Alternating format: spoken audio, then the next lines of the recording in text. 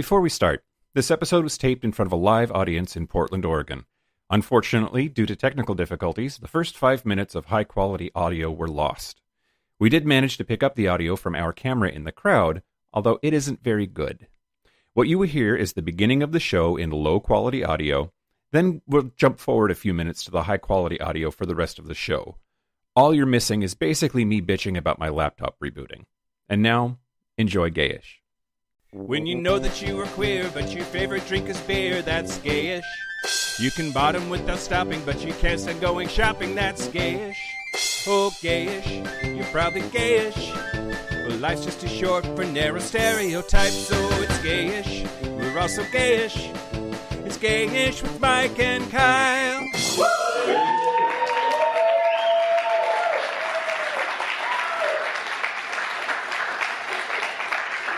Hello, everyone in the podcast universe. This is Gayish. Oh shit, I have to do stuff. I was just like, people are clapping for me. I haven't said shit yet. The podcast that asked Britney Spears if she likes our show, and she said, yeah. Does she shake up and down like that when she does that noise? We both were doing it, so everything was level.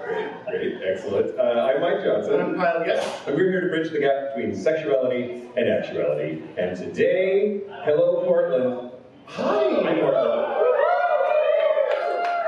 Holy shit! Hi, everyone. It's so good to see you. All came out to a brewery where they sell beer. Willingly, on purpose. That's real cool. You must like us a bunch. Thank you all for coming out. It's so exciting to be here. It's so exciting to see you. I'm overjoyed. It is our 5th anniversary. We have been doing this shit for 5 years. Happy birthday to us literally today.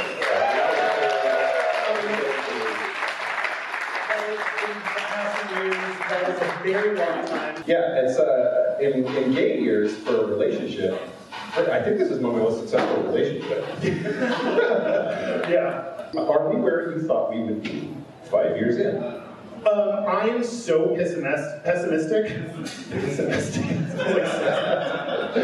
Don't do pessimistic to me. I'm so pessimistic. I think that everything is going to fail, and don't think anything that I do is going to work.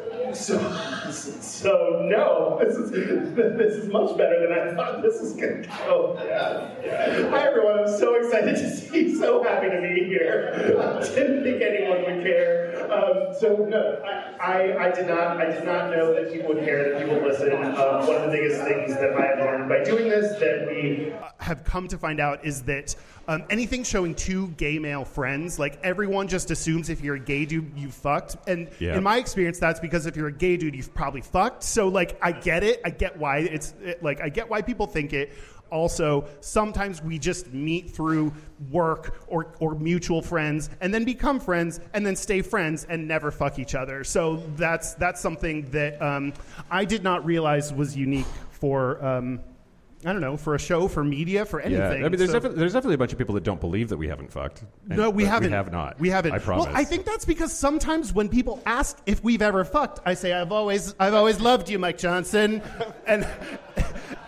And I thought, and I think it's about time you know it. And then he does that, and then people are like, are you dating? I'm like, no.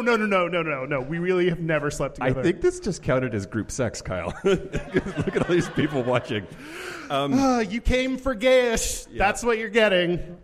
So big thanks to Hop Capital Brewing and Ridge Walker, a craft culture marketplace, for having us. Quick reminder, this is a very not safe for work show, if that wasn't already abundantly clear. So if that bothers you, there's the exit. I was real nervous. I was like, when people are showing up, it's like, do you know there's a podcast going on? Or if you're just here for the beer, like, I don't know, you're going to have to deal with, like, gay two shit. assholes talking. I don't know. Side note, private conversation, Mike. Yeah. Do we have a show? Did we record this show? Yeah, we might have missed the intro. We can explain that later. It wasn't that good, so that's fine. Yeah, that's okay. It's fine. Okay. I'll see what I can do. Okay. Round of applause. How many of you have heard our show before? Friendly territory. This is good. Another round of applause. Gayish virgins. Yeah. Yeah. Excellent. Love breaking in new blood. I don't know. What? That's horrible. Well, okay. I hate it. That's fine. And another round of applause. How many LGBT plus folks, queer community folks do we have? And with that, the Guinness Book of World Records for most queer people in a brewery has just been accomplished. Congratulations, everyone. And allies. How many allies do we have? I know we have a few. Some of them work here. Yeah. Go ahead and clap. Yeah. Okay. There's some people that were unsure. Do I care? And no, they're like, I don't know. I fucked this chick this one time, and I liked it, but it was fun. I don't know. Yeah, I was bi for a minute in college. Does that count, or am I just an ally? Yeah. No, you can count. You can count tonight. Okay, so it is a live show tradition that we don't reveal our topic until after the news, so you get to wait in suspense. There's no reason for that at all. It's just a thing that we do. But Gayish, there's no reason for that. Yeah. Being our 5th anniversary, we're going to have a bunch of announcements to make, because that's a thing we do on our birthdays. And I'm excited that people here are listeners, because announcements about our show to people who have never heard us really, it'd be so fucking boring. You'd be like, I don't care what changes you're making to your Patreon tiers. That does not interest me as a person that just came to a bar. So I'm glad maybe some people won't care about that. Are you good? You ready for an announcement? Yeah. What do we got? An announcement. So we have been having a theme song contest where everybody gets to write in and fuck up my song that you heard us walk out to. And boy, y'all came out with some submissions. We got the gamut from people that were just totally followed the format on theme, and some people that was I don't think I was supposed to read this. That's too much for me. There's some racy entries, so I appreciate everyone. Yeah, and some people wrote haikus, which that's lovely, but that's not how the song goes. But there were some people that were this doesn't totally fit. You have to read this word really fast. Yeah. So they at least knew. I appreciated them. Yeah. Do you have a winner? Yeah. Well, so there's 2 winners. Nobody wrote two. Is that a stanza? Anyway, nobody wrote 2 that I liked, so I'm splitting the difference, and so there's 2 winners. That's a mean way. That you could have just said there are multiple people I enjoyed, so I combined them. That's fine. Mike half liked a couple people. I have no filter. Okay, and I overshare. That's why you get a podcast. That's why there's a podcast. Yep. Okay, the first, John Crawley of Woodbridge, Virginia, submitted "Grillin' steaks on a hibachi while you're decked out in Versace." That's gayish. I enjoyed very that one. Good. That was very good. And the co-winner is Bobby, who gave us "When your hobbies suck a knob, but you dress like you're a slob." That's gayish. Maybe don't hit on dudes on Grindr by saying "sucking knob." Yeah, right. I don't know that's the. I don't know. Well, let me rethink that. Okay, never mind. Let me rethink that. Honorable mentions: if you like munching booty and playing Call of Duty. And also an honorable mention: a fist isn't much for you, but you use 5-in-1 shampoo. That's gay. Thank you to everybody who wrote them in. There were dozens of them to go through, and some very creative. Ooh, that one was a lot. Are you okay? I'm warm. Jesus. Can you fist your Can you sit on a 5-in-1? Never mind. We don't have to. Are you okay, Kyle? It's fine. Don't sit on shampoo bottles. All right. Yeah. Well, as most of you apparently are already aware, we do our Gayest and Straightest at the end of every episode, which is the gayest and stereotypically straightest thing about us over the last week, just to show that everybody has a little of column A and a little of column B all the time. We want to hear yours at the end of the show, so be noodling around, and we would love to hear it. And our lovely assistant Derek will give you some merch. And if we're recording this, you'll hear it on the show. Yeah, this Thursday. It is recording. Okay. Mostly. Okay. We'll see what happens. We'll see later. Now the news? It's time for the news. All right.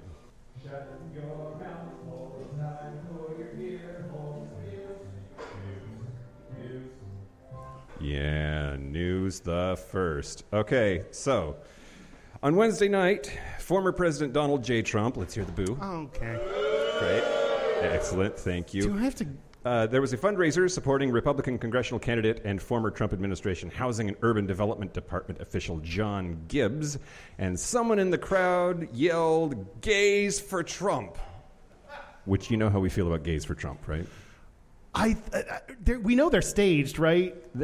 Are they actually gay? Yeah. Like- I mean, and anyone can yell that at any point in time, and they don't actually have to be gay. Like, That's true. You don't have to show proof to yell "gays for Trump." I'm just saying, how do we know for sure? Yeah. Republicans. Show us your papers. Show us your gay papers. Do some blowjobs in front of us so we can verify. Do blowjobs. Do blowjobs, and then we'll believe you. So Trump then asked the crowd, "Where's gays for Trump?" Which, yeah, sure, that's a question. There's a certain way he could be asking that. That's like, where the fuck is gays for Trump? Like, what way did he ask this question? Because that could make me nervous. Well, someone responded, "We're over here." To Trump looked in their direction and then said, quote, "You don't look gay." God, that's funny. That's annoying how funny that is. Like, that's something we might say. That's true. But we can get away with it. Oh, yeah, we're allowed to because we're gay. Yeah, that's kind of, it's annoying that's kind of funny. But Yeah. okay. Well, Yeah. He then told the crowd, "We did great with..." I can't do it, Trump. "We did great with the gay population." The crowd laughed. The video got 90,000 views on Twitter. The founder of the Gays for Trump group, which apparently is like capital G, capital T, Gays for Trump is an organization. Wow. Peter Boykin, he told Newsweek in an email that those with his group, that Gays for Trump, quote, "probably wouldn't look gay because it's a stereotype that fits more with the typical look of leftist LGBT. Not saying some of us might look fabulous and gay." But otherwise, it was a suit and tie event. So unless one of us was wearing a Joker suit, meh. I don't look very leftist. My free hoodie that I got from someone is not very leftist LGBT right now. Is your hoodie your like straightest of the week? God, it should be. Although my shoes, Oh yeah, they make up for it. very shiny. Yeah. Hold on, let me put my foot back. Yeah. I just wanted to say that like "you don't look gay" is interesting because that's all about stereotypes. That's what our show is about. Yeah. In spite of joking about it, like when it's coming from, hopefully we're doing this from a place of we understand their stereotypes and let's break them down in a way that allows you to do more things, femme things, mass things that are not stereotypically gay, and things that are. And usually the way people talk about it is, "You don't look gay," that's supposed to be a compliment because looking gay is a bad thing. It probably means looking more femme. So that Sure. when you just hear it out in the wild without any kind of breakdown, it's probably the shitty way that is why we do this, to break down these expectations of what did you expect from the gay contingent at the Trump? I think I forget. I'm sure Lots of self-loathing and I don't know. Like I imagine like pop colors like a frat guy. Like a Republican gay person has got to be like the frat guy. Right? I mean, that was my model for like hot dudes, and because I'm into douchebags. So like for a while, my gay aesthetic was trying to look like a frat guy. Oh. I knew Look you. like the people you want to fuck. I knew you in your early 20s. You were that was working for you. Oh, thanks. What happened?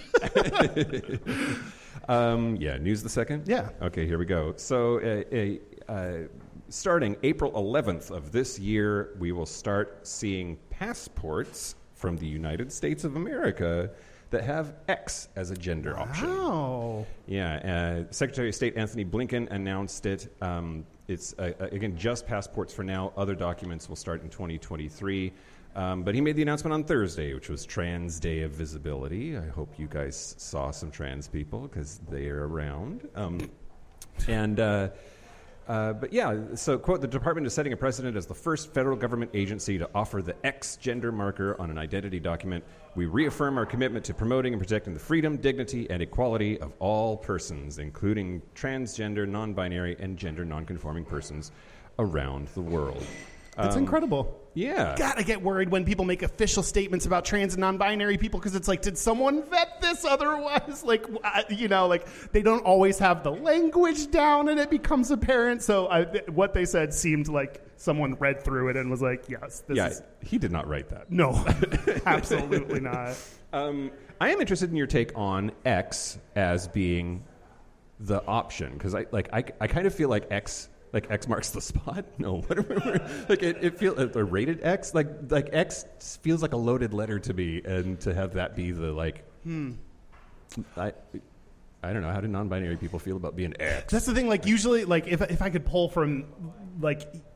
Whatever the trans and non-binary community think is the right thing is like, I'm totally down. So it's always weird to be like, I have opinions, but they'll change in an instant if someone else says, like, here's a better letter for it. Same way I feel about on the bathroom doors when they're like, man, woman, or like alien or mermaid or like they're like, whatever, just wash your hands. It's kind of like, do you think non-binary people are mermaids? Because like that's only kind of true. Like that's only true sometimes. Like I don't know. There's just some weird stuff that people think is supportive. And I'm not non-binary, so I don't know if anyone actually gives a fuck. But I always notice that feels like an odd way of support. That's kind of othering. But yeah. I guess you couldn't just leave it blank. Then it just looks like a mistake. Right? Yeah. All right. Well, thanks, Anthony Blinken. Yeah, but that's great. That's good. Let's remember to be happy about shit. Yeah, that's awesome. Yeah. A 2015 survey of trans Americans from the National Center for Trans Equality found that 43% of respondents who had gone through airport security reported that they experienced a problem at the checkpoint related to their gender identity. So hopefully that is at least going to get better. I mean, did you show me it, or did you talk about on the show like someone that was like checking someone for, and like they were like, what's in your pocket, and did not present mail, but it was their dick. Oh, and yeah. it was like, oh, come on through. We can stop this right now. Like, oh yeah. There's also like, I think it was a TikTok going around of like a dude is getting patted down by a police officer. The police officer grabs him and says, "What is this?" And he goes, "That's my penis." News to last. Yeah. So, of course, the Don't Say Gay bill has been signed into law in Florida by Governor Rick DeSantis. What the fuck is that asshole? So in direct response to that, Southern Progress PAC and Folks Health have kicked off a digital billboard campaign of Say Gay billboards. They're massive, just plain white with black lettering that says "Say Gay," and it's really heartwarming that there's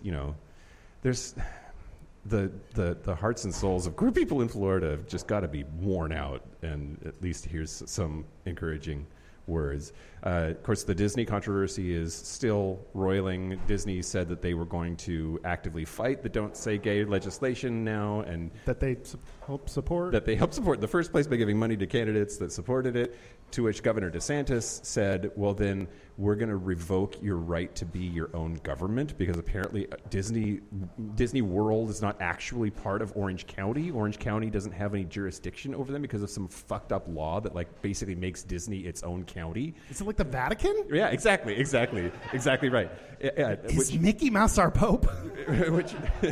which makes me wonder, like, do they have their own like Disney police force? Is it like Amtrak and they get to like investigate their own murders? I'm on the case. It looks like a double homicide. Woohoo! Oh no.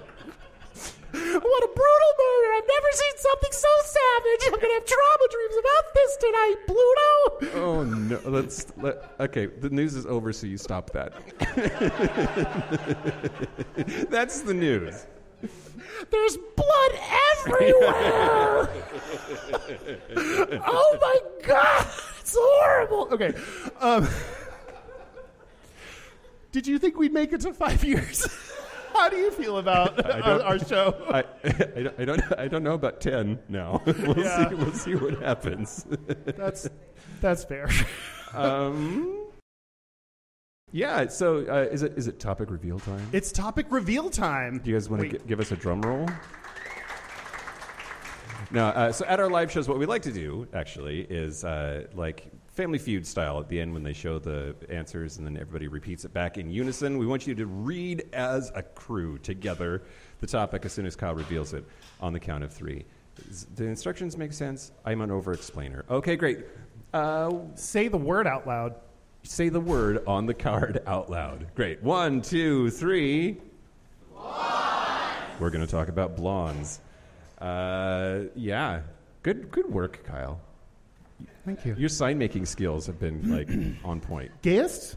Yeah. I got in element or not. I mean, like junior high and shit. All the girls used to write like real pretty names on the top of notes with their sparkly pens, and I was so fucking jealous. And so on my paper, I would like do the cute lettering that they did, and then like throw it away so no one saw. So it's the best thing about being gay is you can draw adorable lettering, and everyone is fine with it. And so when we point at you, you all are going to say the topic blondes as well, because it's fun to make a group of people say a word out loud to us. And half of this podcast is just us having fun. So, yeah. Awesome. Exactly we will right. do that during the show, and you will have to be coherent enough. The second you forget what the topic is or can't say blondes, that's when you get kicked out of the brewery. Yep. Yep. So, Kyle, the burning question everybody wants to know. Hey, Kyle. Hey, Mike. Do you identify as a blonde? What? That's such a pointed question. Why didn't you just say, like, are you blonde? Like, do I identify as a blonde? Yes. Is that what your like driver's license says? Yes. It also says I'm 150 pounds. So, you know, I don't know I don't know that that's the source of, I don't know that. Yeah, anyway. I'm an ex-blonde. Oh, how does that feel? By No, when I was choice? when I was a kid, my brothers and I had like they say towheads, which I don't know if that's like a slur or well, not. I think when you're the one you're talking about, Okay. I don't know. That doesn't make sense to me. Our hair was like almost white. It was so blonde. Same with mine. I lived in Venezuela when I was little, and white blonde hair is highly unusual in Venezuela. And rubbing your head, it was like good luck. So like lots of people would rub my head. I don't remember that. I was too young, but. Strangers would touch your child head. Yes. That's fucked up. Yes. And everything was fine. Okay. All right. Well, I'm glad you survived. Is that why I'm into strangers? Maybe. Okay. Yes. Great. Wait. Okay. So you used to be. When did that change? Yeah, like teenagers. Oh, okay. Teenage time. Oh, okay. I thought maybe Daddy Mike Gray hair took over. Well, I mean, yeah, I had brown hair for a while, and now it's turned white. So, you know.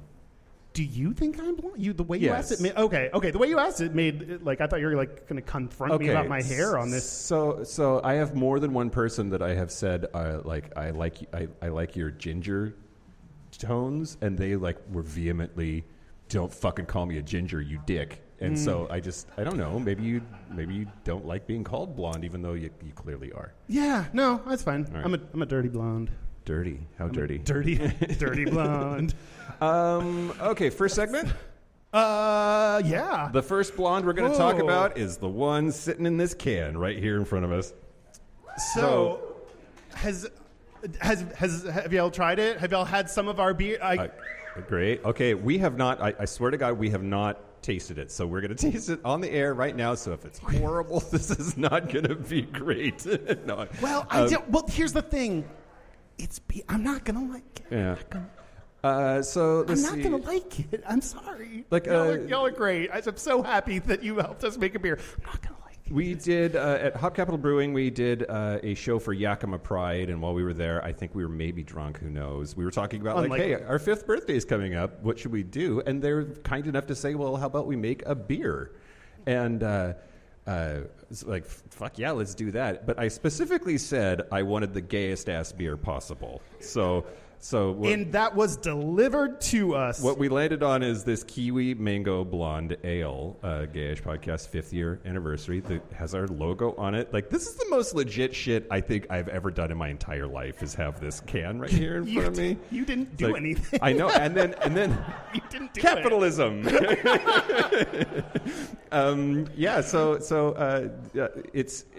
We went and actually like helped pour in things, and Hot Ambrose, the brewmaster, like we got to hang out with him, which was lovely. Yeah.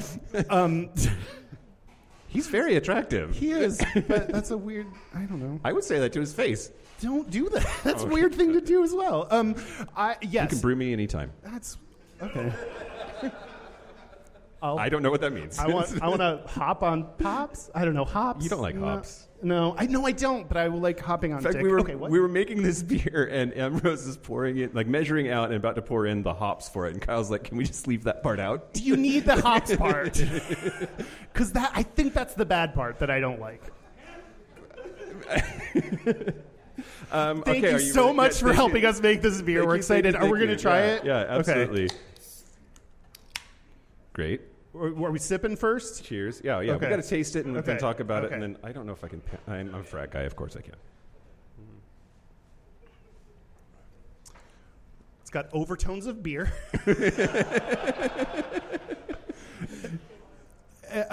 Okay. If I am going to drink beer, lighter beer, great. So that's ideal. Is that what makes it a blonde? Yeah. Okay, cool. I didn't know if there's like, I don't know, some smart reason that it was like, I thought you might have an entire fucking segment about No. Okay. This is the most beer we're going to talk about. I'm so glad. God, to pretend to care for that long about beer was going to be real difficult. It's good. It's very light, which I enjoy. Like I would drink a lot of this in the summertime. It's got like a tartness to it, which I think is probably the kiwi. Wow, you're fucking Paul Hollywood. What else what else about it? And it has a soggy bottom. Pour it on my ass, call myself the soggy bottom. Yeah. No, it's great. It's good. I like the mango kiwi taste is like not too much in it, so it's like still. If you like beer, that's probably a good thing. But like, it's not too much, so you actually still taste the beer. So I like that flavor in it. Yeah, that part's good. Yeah, it's great. Are we? Well, we said we were going to pound it, but this is a lot to pound. All right. Cheers. Here we go.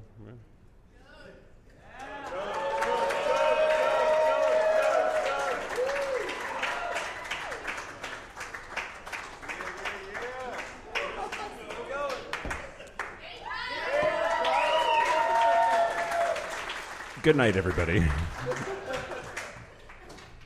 That's awesome. Woo! Hi. This makes for great radio. That's a lot. Yeah. Are you okay? Sure. Yeah. Should we make an announcement? Or you say a bunch of stuff for a little bit. Another announcement for our 5th birthday then. So, my mom, Ma Johnson, who actually was going to be here today. Why did I do that? Why did we do that? That was stupid. That was so fucking stupid. Okay. Mom was going to be here today, but unfortunately she couldn't and had to back out. But we are announcing that a new sort of mini podcast called Momsplaining with Ma Johnson is going to happen for our Patreon folks. So $5 and above. You'll get monthly, at least, advice from Ma Johnson, but we want to source the questions from y'all. So if you call our hotline, 5855-GAYISH, and leave a question for Mom or something that you would like her to explain, to Momsplain to you, we will get her to do that. So please think of your questions. Are you okay? Do you need to go throw up or something? No, I'm just burping a bunch. I'm trying to lean away from the mic, and then you're calling me out, which is but yeah, get your questions into her, and we will get that started in May. Yes. That's true, Mike. I burp you like a baby. This is my fetish.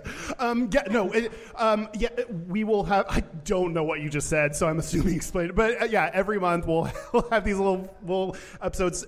She's going to answer your questions, and it's interesting. I don't think I'm going to edit these. I think I'm just going to let them run. When we have her on the show, I don't know if you know this, but what you hear is edited heavily. So you'll get the extra 50% that was like, this is not at all the topic or what we're talking about, or like things I don't understand. So yeah, that'll be fun.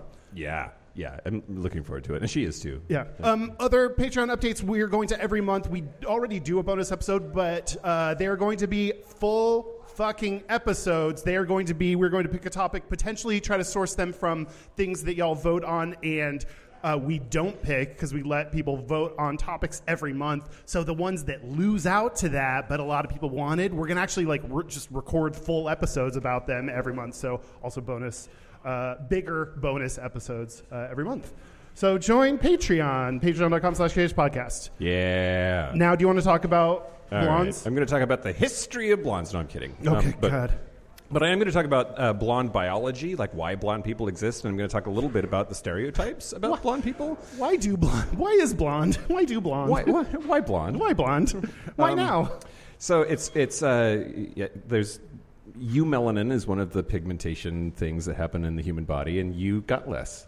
That's what's happening there. Eumelanin? Imelanin? Eumelanin. E-U-M-E-L-A-N-I-N. That seems mean. That seems judgy. But yeah, blonde hair is caused by low levels of the dark pigment, eumelanin.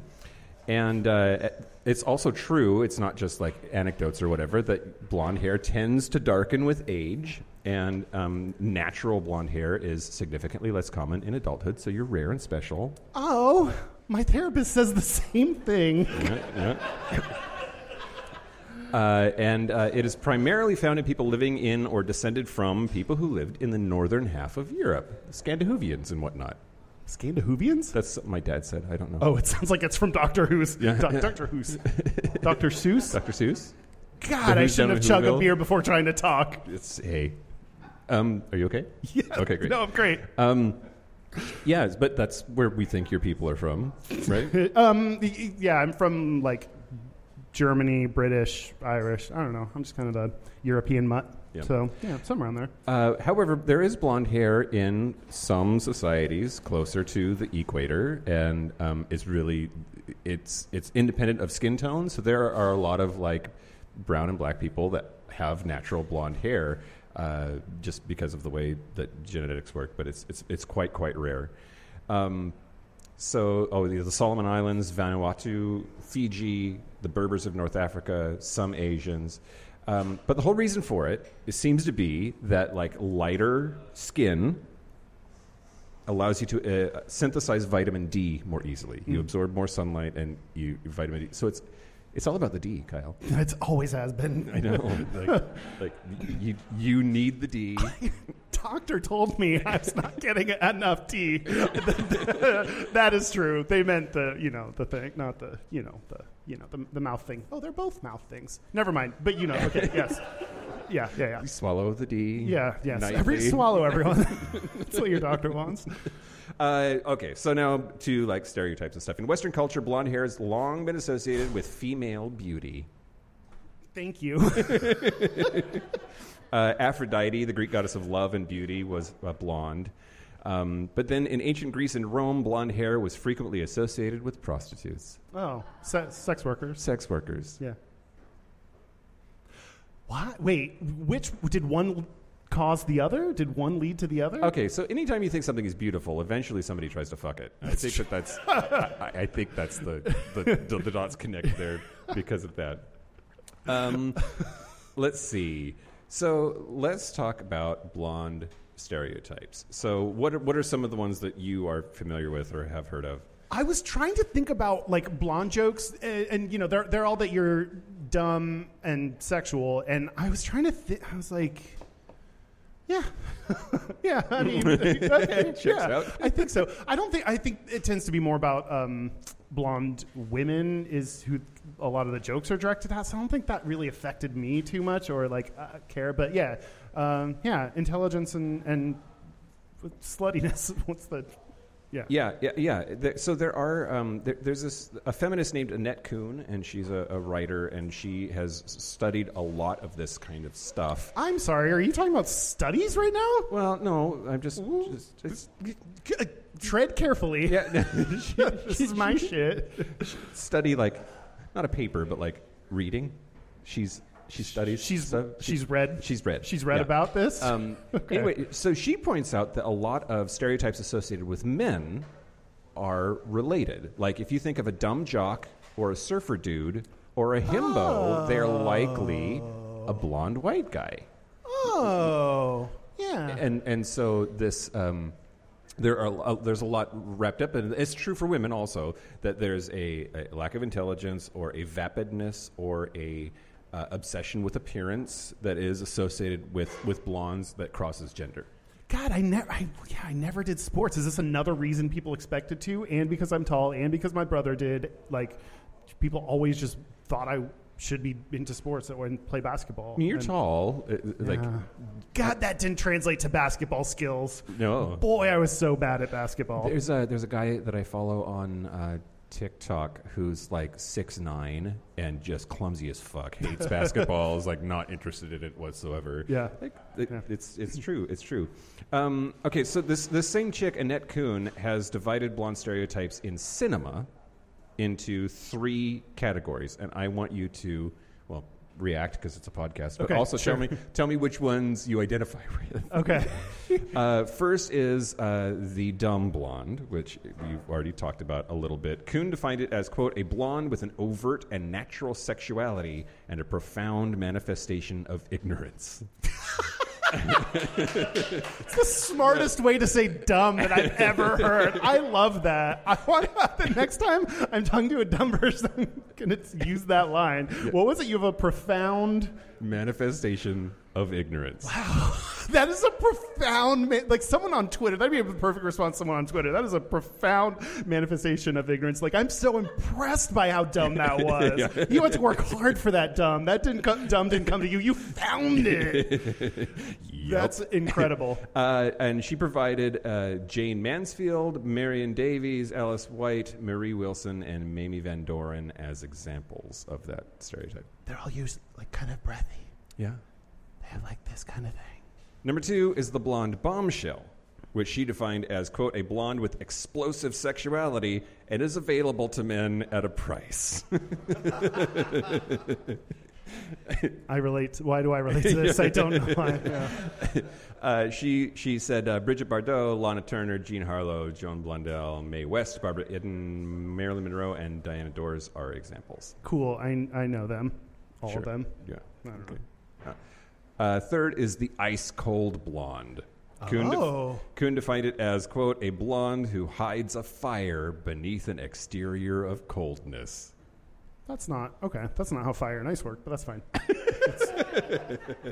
You can't hide fire behind ice. Okay, sure, metaphors. But like the blonde ice queen kind of the thing. Yeah, I guess so. Nicole Kidman comes to mind for some reason, although that's not in the list of people that she suggested. Oh. Nicole Kidman, she always seems like, I don't know, like she's up to something. Michelle Pfeiffer in What Lies Beneath? Yeah. God, she was so fucking evil. Is she actually a blonde? More so than Nicole Kidman. Okay. I thought Nicole Kidman had red hair. I don't fucking know, Kyle. I'm not a hair gay. Whatever that means. She provided Grace Kelly, Veronica Lake, Kim Novak, Mae Murray, and Eva Marie Saint as examples of that. So do any of those more like if you like Golden Girls or Sex in the City, which one are you style? If you had to pick, which shitty stereotype are you? Which shitty stereotype are you? I don't know. I'm maybe the dumb one. This is back to like I'm Rose and Golden Girls. Like maybe a little bit dumb. But didn't we just say that we're both Rose? No. You're Blanche. I'm the Blanche. Yeah. I'm the Blanche. Yeah. Why is that bad? Oh my God. What? Okay, we're going to talk after the show. What's wrong with that? She's the reason shit got done. By fucking everybody? Not Blanche. Dorothy. Oh, okay. You're the opposite of Blanche. You don't fuck anyone until you know them. Okay. Whew. Suddenly the universe makes sense again. Okay, got it. Yeah. I was confused. Okay. Yep. That's the right name. Yeah, the kind of the dumb one, maybe. I don't know. I was like, I did really well in school, but I don't have any common sense, so I don't know. I'm good at studying and memorizing shit and then forgetting it right away. It is super interesting to me that this is your personal narrative because my experience of you is that you are surprisingly good at life. You like okay.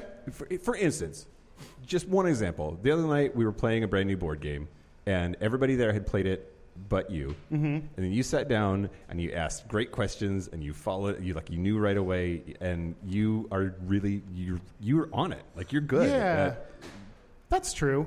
I mean, but I think I'm like, why isn't Hey, Kyle. everyone else doing? Oh, hey, Mike. Do you like taking compliments in public? Yeah, it's real fun. Yeah. Like, yeah. Can I? Oh.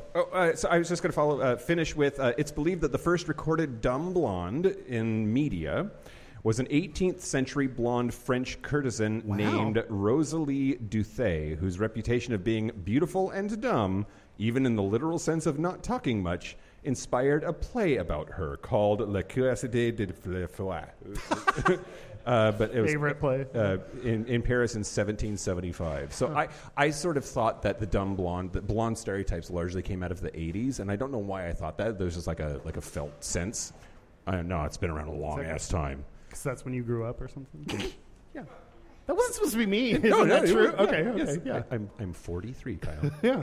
Everyone knows that. And that's fine. And that's fine. Yeah, go for it. What do you got? What do you got? Okay. I have some of the studies. So Do blondes have more fun?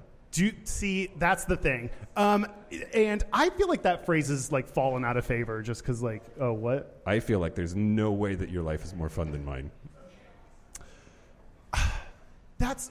But you're very boring. I think that probably not compared to most people, but maybe I might win compared to you. I don't know. Okay, so what I did is actually there were a bunch of studies that used the phrase in the title, "Do blondes have more fun?" So I was going to give you a quick rundown of the findings of all the studies that asked the question, "Do blondes have more fun?" Can you just say yes or no? No. Okay, great. Technically did it. Yeah, so you okay. did. A 2010 study called Physical Appearance and Wages, Do Blondes Have More Fun? They found that blonde women receive larger wage premiums. I couldn't find the raw text, so I don't know any more information than that. Okay. So blondes get paid more? Is that that's the okay. Yep. All right. Hair color and wages. Waitresses with blonde hair have more fun. 2012 survey, they had waitresses put on different wigs, and they measured the effects of hair color on tipping and found that waitresses wearing blonde wigs received more tips, but only from male patrons. Waitresses' hair color had no effect on females' tipping behavior. That's interesting. Either they don't know about lesbians, or maybe lesbians are more equitable than men. Or maybe just like straight women tip the same. Or maybe all these. I mean, you do know how waitressing works, right? Like they're not fucking; they're just like. But you gotta dance around the idea of fucking, so you get tips more. I assume. I don't know. People working here, let us know if you've been fucking any of the patrons with your eyes. On the influence of the hair color on eliciting help, do blondes have more fun? From 1985. Okay, that's a good song. Okay. What? Okay. In a study they designed to have 2 men and 2 women Confederates. That's a word that means something different, but was very strange to come across. Yeah, you're from in Texas. Regular writing. Two Confederates hung out on the street. Wore brunette wigs for half of their interactions, wore blonde wigs for the other half, and asked for help. They found that women helped Confederates. Again, women helped these people equally, regardless of their gender. Men helped women more. But they did not treat them differently based on their hair color. Really? Yeah. Okay. So, I need to own, like, this is problematic, and I understand that. And I think because of these stereotypes and the stuff that's in play here, I would assume that a brunette would have her shit together and, like, needs less help, and that's terrible. Why do I feel that way? When we talk about the problematic views we have, there's a part of it that is like, but this is what society has told me for so long, and if you don't question those things, then that's where all of these come from. Like, I rationally know it's bullshit, and I don't want to be this way. I'm just like, yeah. That's part of it is like unexamined or unquestioned. We will all have some of these beliefs because the stereotypes like happen to us and we don't know that they are going to happen to us. Yeah. And so acknowledging, oh, wait, I just realized that society gave me this stereotype and now I know about it. Like, that's the first step. So, like, and it's not going to be something you fix overnight. So, like, there's this discomfort with learning that you have this stereotype that you can't change it right away, but now you know about it and then it feels worse. And so, like, there's the realizing it and then you're in this middle ground where it's like, ooh, I know this is bad, but I still thought it. And you just have to live with that discomfort for a bit. Yeah, for sure. Absolutely. I don't know how to fix it. That's no. the only step I know of. So I don't know, fix it. Like a lot of things, awareness is the first step. Yep. My suspicion, again, like I'm just going to guess based on not having read any more than what I just told you, is the fact that it is a woman made men stop. Like the hair color was less, like in that situation, you're a woman, I'm a man, and so I assume you need help. That's most of what they're bringing to it. Hair color is so small in the factor that they were thinking about, like when deciding to stop. Sure. In a different situation where you have like more interaction, like a waitress, you have more time. You can decide if you're into her and want to tip more because you, for some reason, problematically think you're gonna, I don't know, get fucked after tipping them well. Like, you know, like you have more time to like live in that experience and evaluate this person. You know, it's interesting too, because like when you talk about this, like my first instinct is to say that like how shitty on the patron to treat them differently with disparity. But then also, one thing about stereotypes, if they're about you, you can start to believe them. So like if the blonde stereotype is that you're gregarious and bubbly and outgoing and you flirt with the customers, if that's like part of the thing that you're supposed to be, do you start acting that way and then getting more tips because you're acting in a way that your stereotypes informed you to act? Yeah, I think so many people like learned, like blondes would be a great example, learned they're more attractive and, you know, might get paid more because of it, and maybe they think like they deserve that. No one likes to be like, oh, I only have what I have because I was blonde. Like that's the reason I get better tips. Like you'd probably want to be like, no, I'm a great waitress. I gave them their eggs at the right temperature. Eggs? Or I don't know, you know, I had eggs this morning, so it's they were at a good temperature. Eggs on the brain. Yeah. This is my favorite study I think I've ever read in the history of this entire show. Oh, wow. Okay. That's a tall order. Blondes do not have more fun. A non-blinded crossover field study in 2019 published in the Medical Journal of Australia. Blondes did not have... Australia, don't you have anything better to study? What are you doing with your life? Rethink your funding. There is a part of this, like, I get the number of blonde humans that exist in the world is far more, but, like, when we look at studies and, like, they did not study any trans people. Here are these 20 studies about blondes and whether they have fun. Like, there's a little bit of that that's like, okay. Yeah. Hey, research. Okay. In 2019, the result, I will start here. The result is that blondes did not have more fun than non-blondes, neither while sitting upright nor lying down. Riding the water slide lying down. Hold up. Riding the water slide riding down was significantly faster than sitting upright and also more fun. So, do you want me to explain? Yes, I'm so confused. A convenient sample of 21 healthy Danish researchers, including 10 blondes and 9 non-blondes. 2 had missing data. Bald. Oh. They completed... Wait, does it say... It said that? Yep. I thought you were editorializing. Nope, that's a quote from the study. Participants completed a visual analog scale for fun and a profile of mood states and questions before and after 2 rides on a water slide, once sitting upright, once lying down. There was a washout between rides. Washout is a study thing where you give them time between things to let the the high of riding down the water slide wear off okay, sure. So it's a fair. And we found no evidence that blondes experience more fun or are more susceptible to mood changes than non-blondes. So they had equal amounts of fun on the water slide. Okay.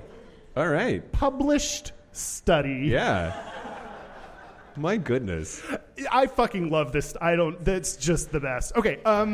Last one. This is actual finally. Would you participate in that study? Hell yeah. You'd I would ride down a water slide. Guy in a lab coat and probably with like a stethoscope is like, hey, Blondie. You want to ride this slide? Sure, doctor. What are you going to do for me, though? I don't know. Give you $10 and a voucher. Can I change in my voucher for nothing? Okay. I've gotten so used to doing brain magnets. I've gotten so used to filling out those questionnaires of like, how's your mood? And I'm like, bad. You know, like I'm just so used to doing that all the time now. I would have riding down a water slide and then filling out a mood thing. Like that'd be fine. Okay. Last one study that actually answered the question, are blondes really dumb? That was the title of this 2016 study. I'm so nervous. They apparently there's this giant, like thousands of people, baby boomer, like people, they started this study and have been studying over time, like long periods of time. So we have all this historical information questions. They used that group to look at the IQs of men, women, non-binary people. In the eyes of research, you barely exist. So we only have men and women and hair color. They looked at the IQ of these men and women. They found that blonde women have a higher mean IQ than women with brown, red, or black hair. Wow. And blondes are more likely classified as geniuses and less likely to have an extremely low IQ than women with other hair colors. So the order for women was blonde, then brown, then red, then black. They measured, they did what they could to remove this down to white women. They could only exclude races to, so. Yeah, I was going to ask if this is just racism. They did their best to try to factor out other things like economic advantage. If you have more money, you'll have more things for testing. You'll get better scores. Like there's a lot of inherent racism in our structure. Blah blah. That's not this episode. This episode is light and breezy and about blondes. So yeah, they did their best to factor that shit out. So this is mostly like as much as they could get to white women. Wow. Blonde, then brown, then red, then black hair for women. For men, it was brown first, then blonde. Suck it. Second, okay. Then red, then black. Possible explanation is they found that blonde women had more access to newspapers, magazines, and library cards. Like they were more likely to have these things in their home growing up than women of other hair color. And I wonder, okay. Every time I go to the library, they're like, nope, you're not blonde. Oh, sorry. So sorry. It's blonde month. No books for you. Yeah. I'm wondering if blonde people tend to make more money on average because they get more tips, because they get a job, because people think they're hot, people help them or whatever. They have more like money to then buy resources, reading resources, peroxide. The library, peroxide. And I don't know. I'm wondering if these are connected in any way of having an economic advantage because you're blonde, because people think you're hot, because people want to do things to you so that they hope you'll do things to them. Like I don't know. Yeah, that's the research. Excellent. Yeah. Thank you, Kyle. Thank you, Mike. Blondes do not have more fun. I don't think. Well, kinda. They kind of do. They get more things sometimes. And they're smart. At least the lady ones. The men are second smart. All right. Second smartest. Well, this is going to be a pretty short segment, I think, but I would like to talk to y'all about the book/movies Gentlemen Prefer Blondes. Gentlemen Prefer Blondes. Subtitled The Intimate Diary of a Professional Lady. It was written by American author Anita Loos. And is that her real name? She is, yes, Loos. Loos. Anita Loos, too. Okay. Anita Loos. That's a great porn name. You were right. That sounds made up now that you say it. It really, really does. Yeah, so it's a comic novel, and it follows the escapades of a flapper, a blonde flapper in the 1920s. I forget if I said it was 1925 is when it came out. I'm just now recovering from chugging that entire beer, so I'm finally, for the first time, the show with you. Okay, I'm here with you finally. Glad you're listening. The main character is Lorelei, and she's a hot mess, sort of. And Lorelei, I get you, girl. I get it. But the book Gentlemen Prefer Blondes then has been turned into two movies since then. One in the 20s, one in the 50s. It was a 1949 Broadway musical, and it is widely critically acclaimed book. I didn't know it was a book. I only knew it was a movie. Yeah. But like a lot of things, you read the book first, right? Sure.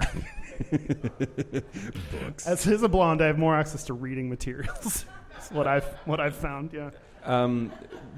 But the gayish angle here is not just the impact on culture, because there's definitely some like measurable things that happen because of just that. Gentlemen prefer blondes. That's a title that people know, and that has power. Yeah. Right? Like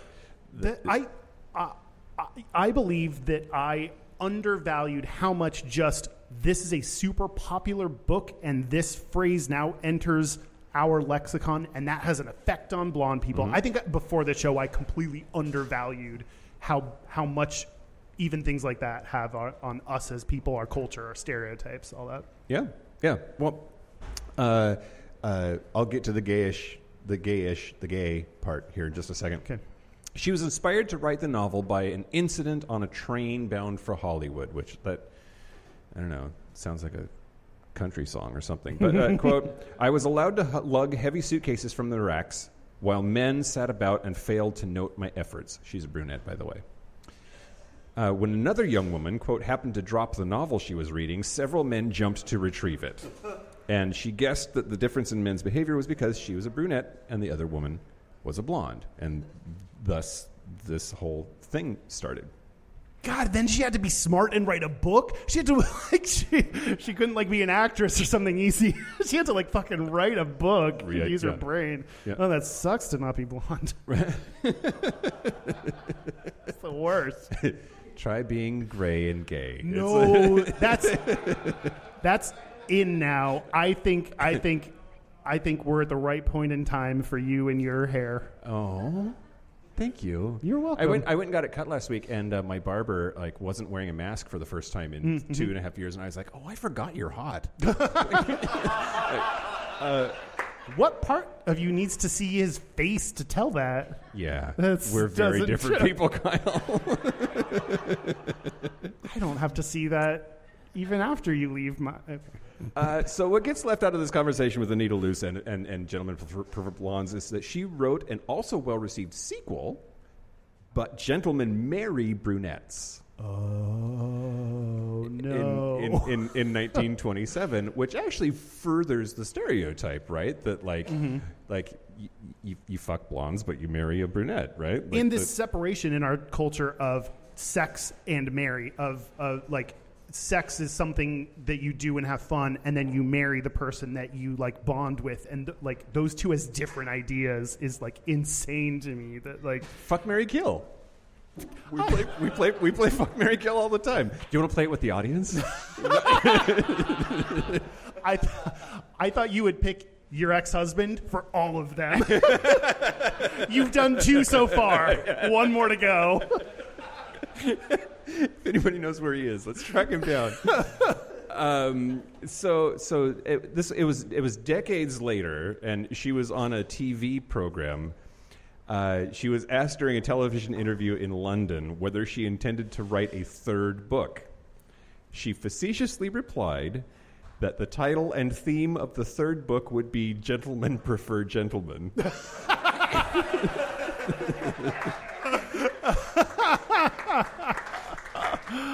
And the interview was immediately terminated, and they went to commercial. Are you serious? Yes. Holy shit! They didn't know what to do with that. Just yeah, crazy, right? What? We had a minor technical thing, and I just sat here quietly for 15 minutes. Imagine you're oh, you said something gay. Welp, everybody, it looks like Tide is here. We got to go over to them. That's insane. Yeah. I think that's. I would like to think that that's because she's badass and an ally. But yeah. Who knows? Oh. What was in her heart when she said that? Is that what you're? I mean, dudes fucking dudes, apparently, because that's what she said on the interview. But and when was this? It said so. The several decades later is what it said. Maybe I can get a date for you here real quick. I don't know. I don't care that much. But the 60s, I think. Okay. Yeah. No, she gets it. She's down. I think she's down. I think she said that 'cause she's chill. But yeah, that's Gentlemen Prefer Blondes and the gay moment that got her kicked off of TV. I love that. God, if I could do something gay that got me kicked off TV, that would be like. Finally, I would have something to put in my Twitter bio. Do you want to make an announcement? Oh, sure. It's our 5th anniversary. It's announcement time. Yeah. Okay, great. Announcement is dearly departed fucking Dan, who we love and we loved having on the show. I saw him the other night. He his beard's grown out a little bit. Looks good. Great. Yeah. Excellent. Yeah. But we've realized that we are a train wreck without somebody helping us out, so we are hiring. We are posting a open position for a production assistant on this show. Yeah. You can go to the internet site that will be available at gayishpodcast.com /jobs. Be our new fucking Dan. No, yeah. I haven't put it up, but I will by the time this episode goes up. What'd you say? Jobs. Oh, boy. Scroll through that. That'll be fun. Then go to /careers. Okay. Jobs sounds, I don't know. Wait, this is not a career. That's part of why he left. If you go to /jobs, you have some expectations. Okay, sure, jobs. But yeah, we would love to receive your application. That's not helping. Not we are a professional organization that deals with professional business relations, businessly. Send in a cover letter and a headshot and a dick pic, and that's what we're looking for. God, I'm so Wait, is that nervous. a headshot and a headshot? Maybe. Send in your professional application to the location mentioned in whatever place that's on the internet. I don't know. Yeah, shit like helping us stay organized. Yeah. We need And be the legal person that's like, you can't say don't say any of that to people. Don't do any of that. I'm HR. It's fine. Okay. Okay. Can I tell you about another blonde-related media item? Yes. It is Legally Blonde. Legally Blonde. The movie Legally Blonde follows Elle. I don't have any of this written down. I don't know. It's a movie. You know it. Yeah. Who's seen it? Everybody seen it? Written applause? Okay, great. This is a crowd of queers. Everyone here has seen it. So there is an article that I read on HuffPo. HuffPo. That can be the dumpster diving for internet content on HuffPo. But this one was good. I mean, it's not like Reddit or 4chan or. But it's like we're news technically, and it's like okay, sure, yeah, okay. This guy named Cole Delbeck wrote how Legally Blonde hinged on one ugly gay stereotype. Forgot about this until it's been so long that I forgot about this until Cole talked about it. Elle's character, she's blonde, but she's smart. Crazy. I mean, kind of, because the way she wins her court case is by figuring out that someone is gay. Do you remember this about the movie? No. Did you see the movie? I think maybe. I realized, Mike, clap if you've seen this movie. How do you probably clap? Is it like a... I went to the doctor. I know. Have you ever been to the doctor and he's like preemptively like, here's some Cipro? Oh yeah. Let me write you a prescription. I'm not even going to wait for the lab to come back. The test will come back, but let's just go ahead and get you on some antibiotics. That's one of those times where it's like, I fucking hope it's like gonorrhea, because if not, what's leaking? Why is this leaking this way? Anyway. Legally Blonde is a movie about a lady. Okay, so Mike then. Yes. As we all know and remember, the way she wins this court case is Reese Witherspoon is waiting for the fountain, and Enrique Salvatore, who is played by Greg Serrano, even looking him up, don't fucking know him, claims that he and the lady accused of murder, played by Ali Larter, her character's name is Brooke Wyndham, they were having an affair. So Enrique and Brooke are having an affair, and she killed this guy, and they were going to take his money. So it hinged on the fact that this dude is fucking this lady. Okay. So when Enrique cuts Elle off at the water fountain, she taps her toes, and he turns around, and in the sparkliest fucking shirt you've ever seen, Great. he says, "Don't stomp your." I'm not going to do the accent because it was probably even offensive at the time. Don't stomp your little last season Prada shoes at me, honey. She then hold on. Huh? Knowing what brand of shoes they are, gay. Thank you for pointing out the that's the stereotype. Yeah, Okay, yeah. great. Continue. Elle then runs to the men. This feminist movement. The woman runs to the men and says, "I figured it out." And then the men kind of half believe her. So probably true. Probably true. She says, "Gay men know designers, straight men don't." And then Brooke, the one, she's like, "I'm not having sex with the dudes." That one that is accused of murder said, "You know what? He did leave a share tape in the pool house one time." Sure, yeah. So on the stand, handsome lawyer Luke Wilson, asked some more questions and asked a bunch of questions to this guy. And at the end of it, he says, "And your boyfriend's name is," and the guy says, "Chuck." And then there were gasps from the audience because he is in fact gay. And then he tries to cover it up and be like, "Oh, sorry, I got confused by your question. I don't know. Chuck is just my friend." And then Chuck stands up and says, "You bitch," and then storms out. Okay. There are no gay Chucks. That's true. It's only Charles. Charles or Charlie. There are no gay Chucks. There's no gay Chucks. That's so true. Okay, go ahead. Yeah. God, they're like gay nicknames that we pick, or like it's either your full name or yes. Okay.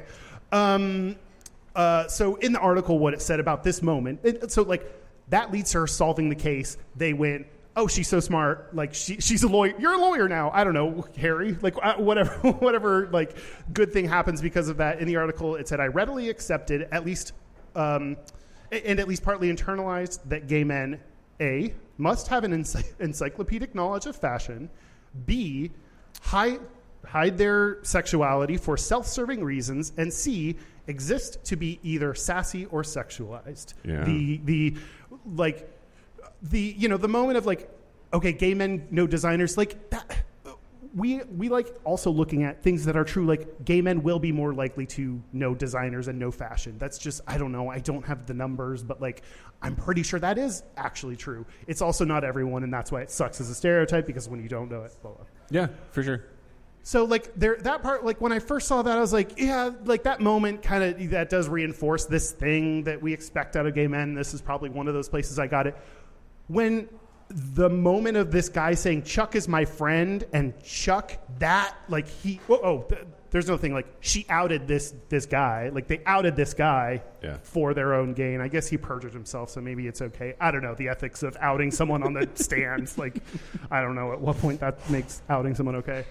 But like the idea that you're like this entire time you were fine. You, Chuck, the partner of this dude, was fine with all of this. He was claiming to be having sex with her this whole time for this entire case. But then this guy says, "Chuck's my friend," and that's the moment. Like that's so like offensive that you stand up in the middle and leave and say it in the super sassy gay way. Like actually the like follow up moment to me was the more spot-on stereotype and didn't need to be there. The case did not hinge on that thing. Like, they could have found another way to verify that, yes, he is in fact gay. Yeah, smoking pole is not a smoking gun.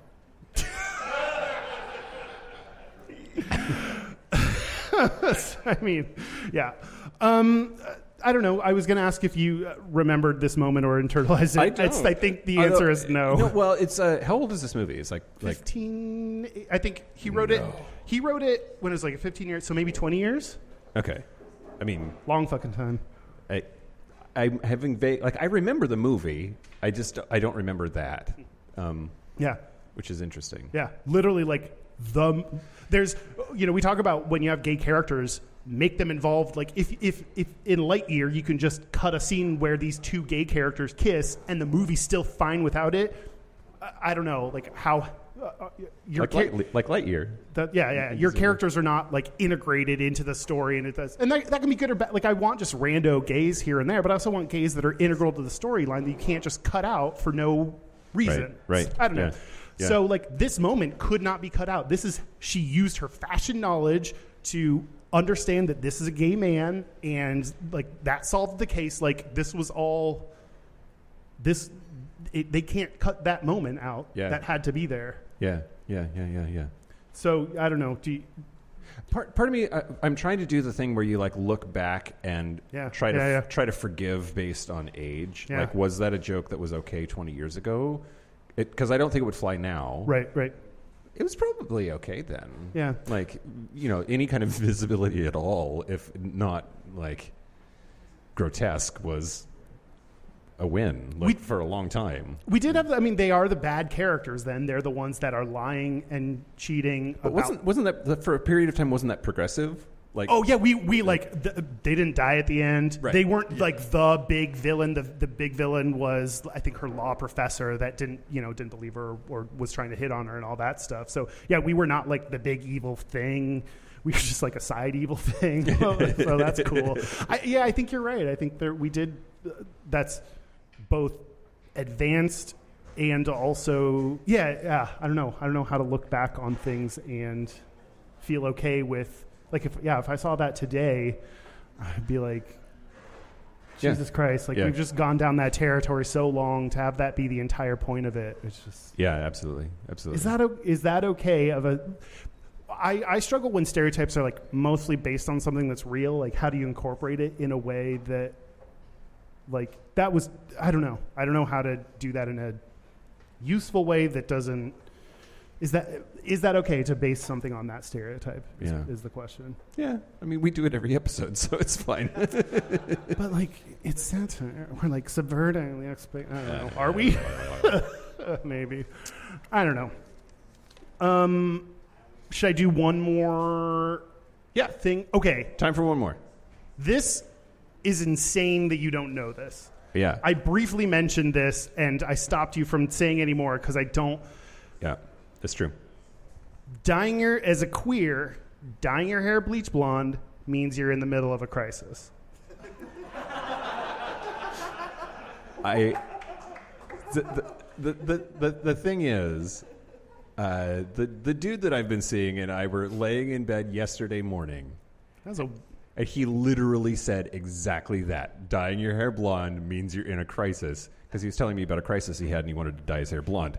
And like, I'd never heard that before. And then so you repeat it in the Jeep today. I'm like, you shut your mouth. Well, we were just talking about, like, I want to make sure we don't talk about the same thing, blah, blah. And so I was like, oh, well, I'll do the, like, dye your hair in a crisis thing. And you were like, what? And I was like, what? Like, I just... How did you missed this? Okay, round of applause. Who's heard of that before? Okay, that looks to be like... More than half. Yeah, more than half. Okay, fine. I'm right. You're wrong. Fine. A convenience, as they called it. A convenience sample. A non-blind convenience sample. Sure. Yeah.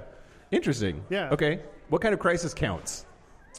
Boy, what crisis doesn't count, Mike? The only crisis that doesn't count is like a missile crisis. Like, I think you have to have like a deep... I think it's just like a deep personal crisis, and that could, like, for gays... could almost literally be anything. Like the number of things that are a crisis. If my iced coffee comes back hot, like I might need to go home and dye my hair blonde. Sure. Crisis. Walk very quickly home.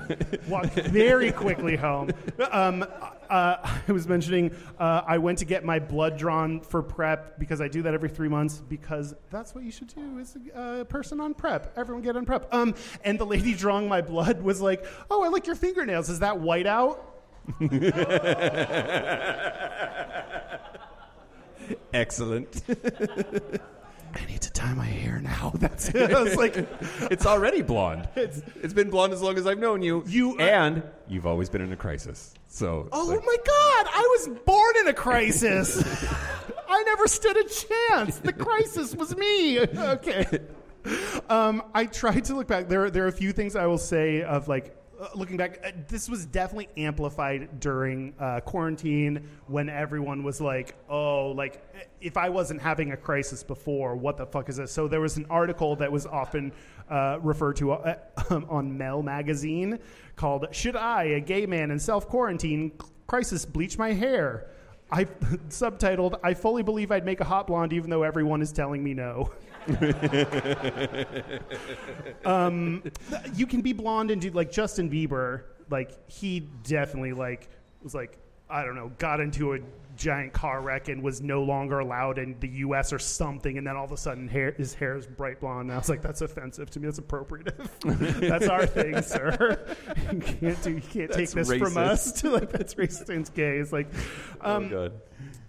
so that came out in 2019. There was a tweet from Bob the Drag Queen that everyone referenced that if a gay guy bleaches his hair, check on him. He's going through something tough.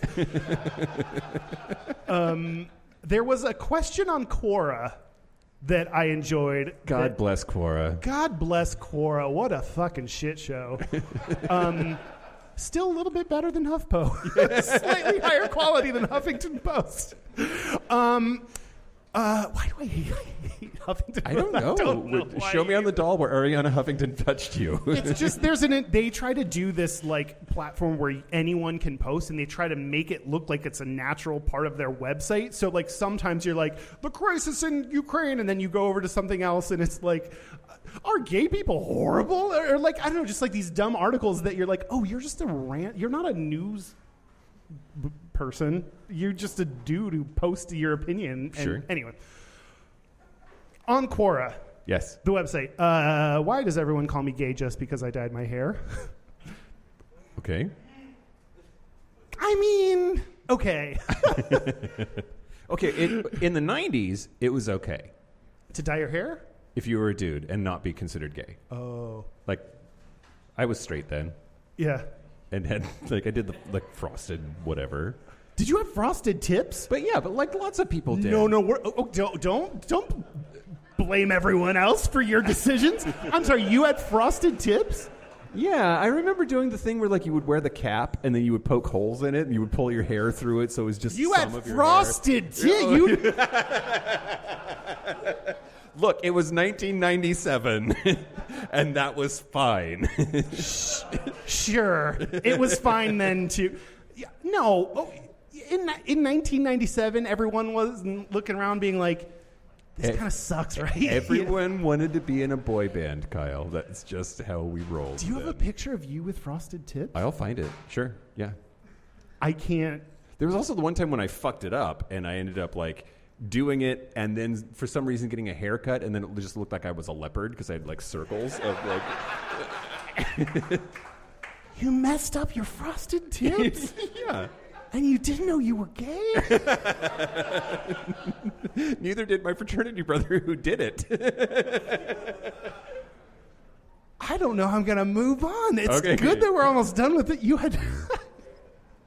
I'll show you. Okay. I got pics. Okay. So I thought maybe this was just a quarantine, a COVID thing that, like, became a big thing. I did find 2018... Oh, recent. Okay. We were innocent. We were post-frosted tips, pre-COVID era. It was a beautiful time for us as people. A 2017 meme that said, "Why does Jigglypuff look like every gay who dyes their hair blonde because they have a minor life crisis?" And if you go back and look at Jigglypuff, yeah.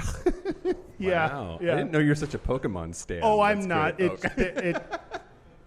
These words had a picture above all it. right, yeah. So it's been like a thing for at least 4 years. I don't know before that. I don't know. That's crazy. I'm just okay. So the I mean, the last crisis I had, I just ate a bunch. did that fix it? No. Okay. Yeah, I get that. My last crisis, I started a podcast, and I don't know. I'll let you know when it's over. Great. I'm not sure. Excellent. I think there is something to changing your hair that is both queer. Like, there's certain, like, queer. We need to do a whole separate episode on haircuts because there are gay haircuts. There are certain, like, you dye your hair mostly purple, like that, like that's like you're queer. Like there's a bisexual bob. There's haircuts that are, but there is something to.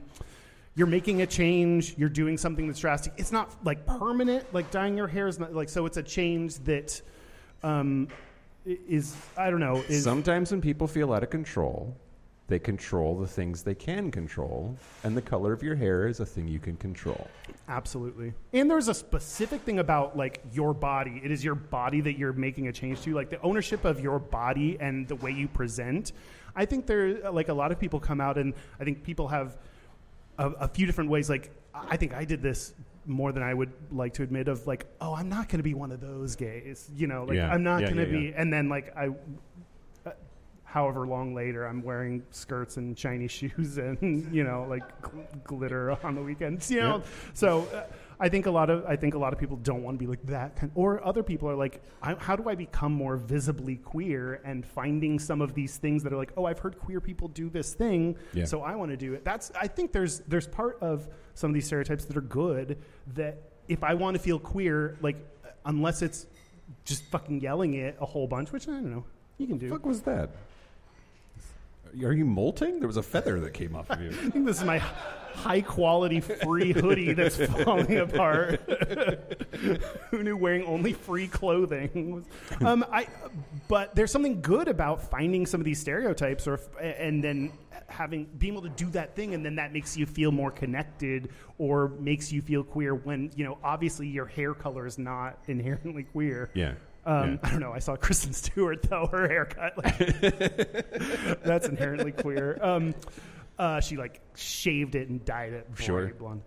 But, yeah, I don't know. I think there are some good things about stereotypes, too, that can make people feel connected. It can be empowering to lean in. Yeah. Like, I'm down with that. Yeah. For sure. Yeah. Yeah.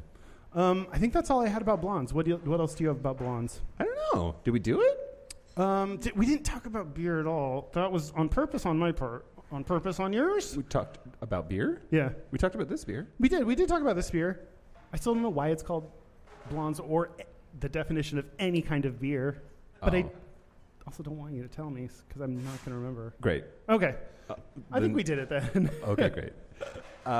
Be thinking about your gayest and straightest, because we're going to take volunteers by show of hands when we get there. So, okay, well, just settle down when I say so. I'm going to daddy everybody, apparently. So be thinking about that. Every episode, as you're probably already aware, because a lot of you clapped at the beginning, we take a break for no explicable reason. And during our live shows, we take a break and we take a shot. So we're going to do that. Boy, didn't think that through either. Should we take a break? Let's take a break. Let's take a break.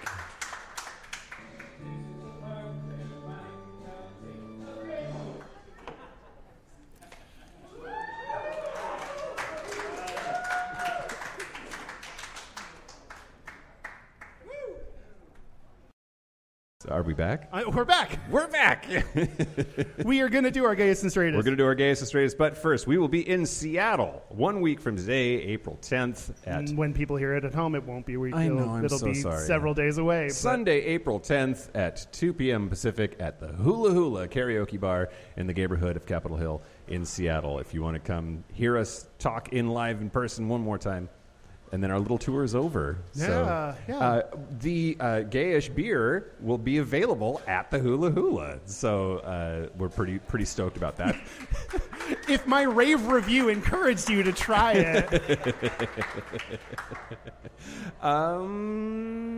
Yeah, okay. You didn't know this was happening, I don't think. Oh, okay. Thank you. Yes. God, I love when people just Dan, do you want to move alcohol. in with me? Our website is gayishpodcast.com. What didn't I know was going to... We'll do this part first. What are you doing? We are on social media on the internet at Gayish Podcast. Our hotline, you can send us text messages, leave us voicemails, including if they are for my mom to momsplain. You don't have to be a Patreon member. Anyone can send in a question if you wanted to answer. So yeah, it's 5855-GAYISH. That's 585-542-9474. Standard rates apply. Our email is gayishpodcast@gmail.com. And our physical mailing address is Post Office Box 19882, Seattle, Washington, 98109. Here's the thing, Kyle. Somebody sent us something. Oh. Are we going to open up Yeah, present? I don't know what it is. We're going to open a present in the middle of the live show? Yep, I've literally not opened this except to just like pre-pull the seal. So This live show hasn't been about me enough. I want to open a gift. Are you serious? Okay. Yeah. The card says, "Dear Mike and Kyle and in memoriam fucking Dan." Hey, thank you and congratulations on 5 years. I hope you realize the positive impact your podcast has had. I'm not sure how much of this is keto, and sadly, I could not send rosé wine from the UK. Paul Donovan. What is this? Jesus. It's a basket. A wicker basket, like a picnic basket? Hey, boo-boo. What is going on? Okay, This is beautiful. It says happy birthday on this, like, it's either a candle or a cupcake. I'm not sure which. I'm eating it either way.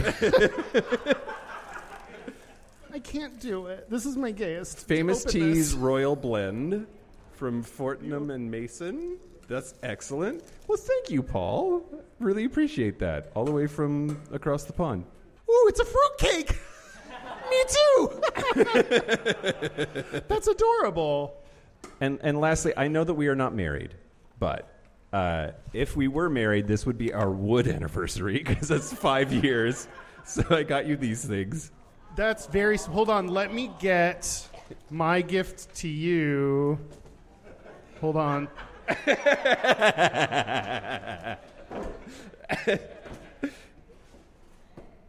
Oh, no.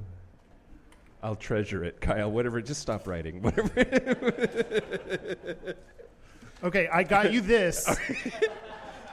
Okay, great. Great. Read. Oh, No, don't read the read part. Just read what's written on. Oh, I love it. I can't say it out loud. Great. Yeah, it's a gift for later. Great. What did you get me? Yeah, well, first, that is a... Morning wood. Is it a candle It is called a- morning wood? Yes, that is a scented candle. Morning wood scented candle. Oh my God! What is? And is this a wine glass? Those are a couple of wine glasses that have wood paneling on the side of them. Wooden wine glasses. I always want to look classier when I drink out of a box of wine. I'm like, this process is not classy. So, oh, thanks, Mike. Yeah. Happy anniversary, Kyle. God, okay. Yeah. I guess you know me well enough to know to not always expect in return what you give. Just seeing your smile is reward enough. That's untrue, but thank you. Also bullshit. Thank you, Mike. Yeah, we're going to do our Gayest and Straightest here in just a second. But it's our Gayest and Straightest sponsored by Spaces. Spaces, a new group chat app for niche queer communities by Hornet. That's hard to say sober. Much less. God, I have candles and cupcakes. Oh my. Okay. I will go first. Sure. Oh, Do I it. gave you my paper with There you go. yes, my gayest. I attended my hairdresser's wedding. Okay. Yeah. I don't know. Just stop. Should I end there? Yeah. Tiffany, who was on the episode that helped you do an app makeover. Yeah. I went to her wedding, and it was... Turns out, if you want to make over yourself on the apps, just lose 60 pounds. That, for gays, that's the unfortunate. only makeover. We're going to talk more about that and everything. But like everything about a straight person's wedding reminds you how gay you are. Sure. I think because I think I was the only gay. There was a dude with like bleach blonde hair, and I was like, "Who's that homosexual?" And Having they a were like, crisis. He was dancing like he was in the middle of a crisis. So like it's like his actions matched his hair. And I was like, "Who's that gay?" And they were like, "Oh, he's straight." And I was like, "Okay." Hit me up in like 5 years, I'm sure. Okay. No, it's fine. Straight people can crisis dye their hair too. So I got the like her. Can they? Yeah, a lot of celebrities I think have found out peroxide. Anyway, like I want of the his and hers drinks, I wanted the hers drink because it was tastier. I don't know, just everything reminded me how gay I am. Yep. Kyle. Whoa, hey Mike. You're very gay. Thank you. Yeah. I was wearing these shoes actually too. Yeah, and a velvet jacket. Awesome. That fit. Like a lot of people this year, it fits. When you put on like nice clothes, you're like, does this fit? Okay, yeah, technically. Haven't worn a belt in 2 years. Praying to God. Yeah. Straightest is at the grocery store on the ice cream aisle. You cannot open the doors anymore. They have a little sign that says you have to go ask someone to like unlock them or something. What? I don't know. Maybe ice cream is frequently stolen? Can you make meth out of ice cream? What's happening? If anyone would know, unfortunately, it is the gays. My straightest is I would have to ask another human for help doing something so I don't get ice cream anymore. Sure. Just done. Gave up. Bye. What about you? My gayest and straightest this week. The straightest thing about me this week is I was at the gym last week talking to my trainer, and it was just the broiest, straightest conversation ever. He's like, bro, I watched this movie. It's called The Velocipaster. And it's about a pastor who like turns into a dinosaur so he eats sinners. And just like having to feign, starring Tara Reid. Having to pretend that like I'm down for this concept. Although I kind of want to watch it. But like just sometimes you're talking to a straight guy and you just realize that like, oh, I am enabling this straightness right now. Is your trainer hot? Yeah. No. Okay. Oh. The gayest thing about me this week. Okay. I have an announcement. Okay. Wow. At this late stage in our show, sure. Yeah. My prostate is broken. Oh, yeah. It is small and broken. It is famously broken. It is like your butthole. It is small and broken and medically verified to be so. Wait, like what? Medically verified? Yeah. So I went to the doctor last week, and you were like, dude, touch it. Dude, okay, get in there. The gayest thing about me this week is he's like, I'm going to do a prostate exam, and I'm like, oh God, don't like it. Did you say that to yourself or to him? I hope it wasn't out loud. I was very panicked. But yeah, he's like in there, sure, doing his thing. Yep. And he's like, your prostate's kind of small and hard to find. I was like, yes. You're right. I've been bitching about this for years. All those times I didn't believe you. God, believe people when they tell you that their prostate is small and broke. Believe victims. Yeah. Also, diagnosed me with like prostatitis or whatever. It's like I'm on antibiotics for almost a month. Is that? How serious is this? How much do I need to care? I have 6 months to live. Will you help me find a co-host within the next 6 months? That is our gayest and straightest. Who wants to? Oh boy. Okay. Spill come cum. on, Jace, come on up. Come on up. Yeah. Come on up to the. That's a fucking Dan designed spell cum T-shirt. Yeah, absolutely. Welcome. All right. Can we hear it? Yeah. Okay. Hey, I'm Sergey Skizmo, a Patreon member. My gayest, actually, my straightest is kind of gay. Great. That's the best kind. I helped my boyfriend buy a car. What kind? A Chevy. Never mind. This is your straightest. Okay. Yeah. Gayest is I got a new phone yesterday, and the first thing I did was take a selfie. Yeah. Exactly. Exactly. Right. Thank you. By the way, so Derek has merch over here. You can rush around the box and take something. We've got some gayish mugs and T-shirts and portable glory holes. Yeah. And say your name and your gayest straightest. Come on up. Hey, I'm Bob from Canby. Okay. And my Wait, can be Oregon. Oregon? Okay. Yes. Right. And my straightest is I just bought new wrenches from Home Depot. Great. Yes. Nice. Yes. Excellent. My gayest, I'm so excited. I just got 6 new vintage doilies.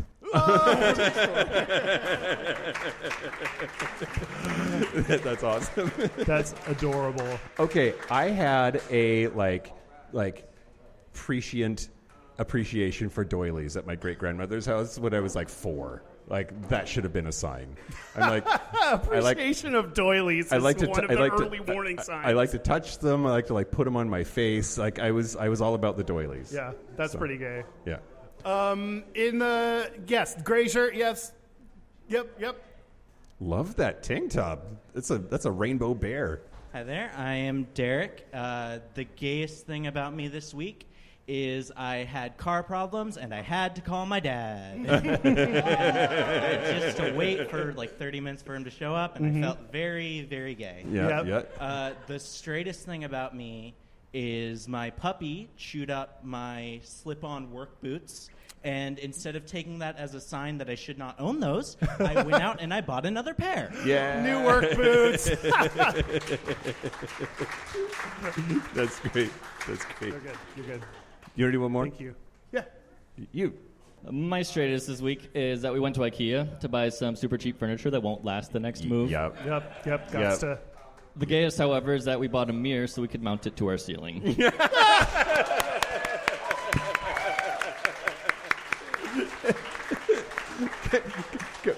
Come get some merch from Derek. If you don't do that right, danger. Like your straightest, hopefully, is that you did that correctly. We will get more people's gayest and straightest in just a second. In mere moments. Yep. Let's see. Thank yous. Thank all of you for being here. Thank you so much. Like, give yourselves a round of applause. I'm gonna part the kimono a little bit here and just say, like, this is our first live show where, like, there was no other reason except us. It's not Pride. It's not a festival. We weren't invited by somebody else. Like, we just threw this for ourselves, and the fact that, like, all of the tables are full is really very deeply meaningful to me and makes us feel like maybe we can do this again sometime. So, like, really, thank you. Speaking of deep, meaningful, personal things, I would also like to thank our sponsor, Spaces. Deeply meaningful. Download Spaces on your iPhone. Post. If you have any photos, we have not been taking any photos. Please post them there. I would love to see them. It is a app by and for queer people because social media is horrible for LGBT people everywhere. So go to places that are made by and for queer people. Go to Spaces, Hornet. You can search for Hornet, Spaces, or Queer Spaces on your iPhone on the App Store to download. I am there. I am chatting. And thank you to them for being a sponsor. Thank you to Hop Capital Brewing for making the beer with us. Really appreciate that. And Ridgewalker, a craft culture marketplace, for being our physical host today. Really appreciate that. Thank you to anyone who hosts, honestly. Let's be real. Please be sure to tip your waitstaff well. Say, please be sure to host. Also, be sure to host. Please be sure to scroll down to Scruff Mark host. No one does it enough these days. It's true. Please be sure to tip your waitstaff. They've been working hard for us today. With money. And thank you to everybody who is sharing their gayest and straightest with us. We're going to do more of that after the show, of course. And thank you to our Patreon sponsors at the highest level, our Super Gap Bridgers, Josh Copeland, Forrest Snow, Patrick Martin, Anonymous, James Barrow, Explosive Lasagna, Christopher Bale, Jamie Pugh, Kevin Henderson, Tipsy McStumbles, Don Linsky, Thomas B. Dusty Sanzay, Coleman, Chris Catorian, Jerome York, and Cian and Javi. Boy, I chugged several things. Okay. Yeah. That is it. This has been Gayish from the Chris Catorian Studios. I'm Mike Johnson. I'm Kyle Getz. Until next week, be butch, be fabulous, be you. Thank you, Portland.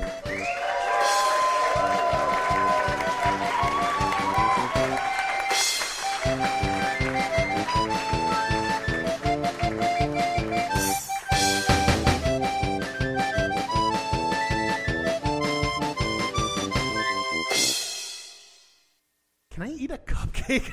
Sure. Girl, go for it.